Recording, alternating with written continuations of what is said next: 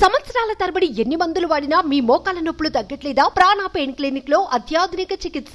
పదవిలోకి వచ్చిన తర్వాత చంద్రబాబు గారు కానీ, లోకేష్ గారు కానీ, తర్వాత పవన్ కళ్యాణ్ గారు కానీ ఎక్కడ కక్ష సాధింపు చర్యలు ఉండవు, మనమంతా కూడా సుపరిపాలన అందించే దిశగా మాత్రమే ప్రయత్నం చేస్తాము అని ఆ దిశగా మొదలు కూడా పెట్టేశారు అనుకోండి.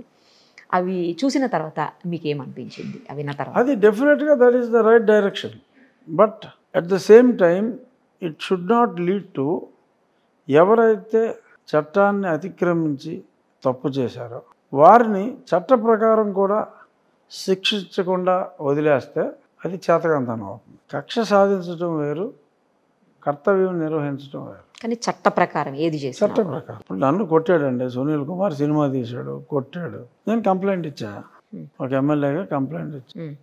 ఇప్పుడు దాకా ఎఫ్ఐఆర్ అవ్వలేదు. సో నేను ఫాలోఅప్ చేస్తామా. ఆయన ఇప్పుడు ఎక్కడున్నారండి? ఏ పోస్ట్ లేదు, జిఐడికి రిపోర్ట్ చేయమన్నారు. కానీ చాలా మందికి ఆ టైంలో, అంటే మీరు ఒక్కళ్ళే కాదు చాలా మందిని కూడా ప్రాబ్లం క్రియేట్ చేసినట్టున్నారు ఆ టైంలో. అందరి విషయంలో పట్టాభి గారిని కొట్టారండి, డెఫినెట్గా పట్టాభి గారు కేసు పెట్టాలి, కంప్లైంట్ ఇచ్చి ఉండొచ్చు, బహుశా రిజిస్టర్ చేసి ఆ కొట్టిన వాళ్ళ మీద చర్యలు తీసుకోవాలి. అదే నేను చెప్పేది. నేను ఒక ఎగ్జాంపుల్గా నా పేరు చెప్పుకున్నా. మీలాంటి పెద్దవాళ్ళే కాదు, అంటే ఎమ్మెల్యేలు ఎంపీలే కాదు, లేకపోతే పార్టీ నాయకులు కాదు, చిన్న కార్యకర్తలు. అదే నేను చెప్పేది. ఇంత పెద్దవాడిని కొడితే కూడా దిక్కు లేదు అని అనిపించుకోకూడదు. అది తప్పు చేసిన ప్రతివాడిని, చిన్నవాడు అవ్వచ్చు, ఎవడైనా అవ్వచ్చు. ఓకే, నేను ఎంపీని, పట్టాభి గారు party spokes person, Kollu Ravindra X minister, వీళ్ళందరూ కూడా కస్టోడియల్ టార్చర్ గురైన వాళ్ళే.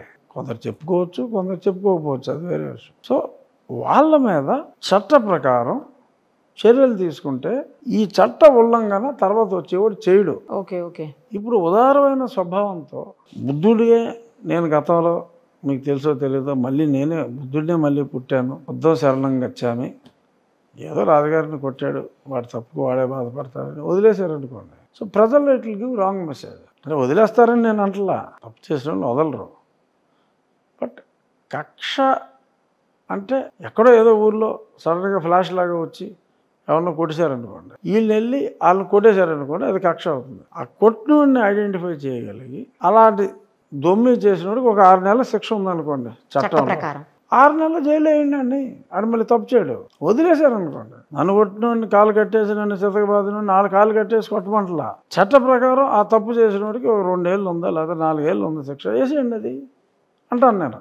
ఎవిడెన్స్ తీసుకుని ప్రూవ్ చేసి ఆ శిక్ష ఇవ్వకపోతే ప్రభుత్వం తప్పు. అది కోర్టు చేసే పని కదండి యాక్చువల్లీ. అదే కోర్టు చేసే పనికి, కోర్టుకి ఇన్వెస్టిగేట్ చేసి రిపోర్ట్ ఇవ్వాల్సిన పని ఎవరిది? కోర్టుకి ఇన్వెస్టిగేట్ చేయదు కదా, అది పోలీసు వాడు. ఆ పోలీసు వాడితో ఈ పని చేయించకుండా మొత్తం శరణంగా వచ్చాము, కొట్టినోడు కొట్టేసాడులే, ఇప్పుడు వీడు బాగానే ఉన్నాడు కదా అనుకుంటాం కరెక్ట్ కాదు. అనుకుంటారని నేను అంటలా, ఒకవేళ అనుకుంటే కరెక్ట్ కాదు, అలా చెయ్యొద్దు, చట్ట ప్రకారం జరగాలి. మీరు కక్ష ద్వారా శిక్ష కాదు, చట్టం ద్వారా శిక్షించబడాలి. రైట్ సార్, చూద్దాం. మీరు అన్నట్లు కక్ష సాధించకూడదు అని మీరు కరెక్ట్ గా మాట్లాడారు, వాళ్ళు కూడా అదే చెప్తున్నారు. అదే చెప్పారు, చట్ట ప్రకారం ఏది జరగాలో అదైతే ఖచ్చితంగా కోర్టు చూస్తుంది. ఎందుకంటే కోర్టు దృష్టిలో ఎవరైనా సమానమే కదా, రూల్ అనేది అందరికీ ఒకటే రకంగా ఉంటుంది. ఆ చట్ట ప్రకారం ఏమున్నాయో అవి జరగాలని చెప్పి మనం కూడా కోరుకుందాం. అంతే.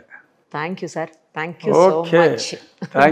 సుమన్ టీవీలో మీ పర్సనల్ అండ్ బిజినెస్ ప్రమోషన్స్ కోసం కింది నెంబర్కి కాంటాక్ట్ చేయండి.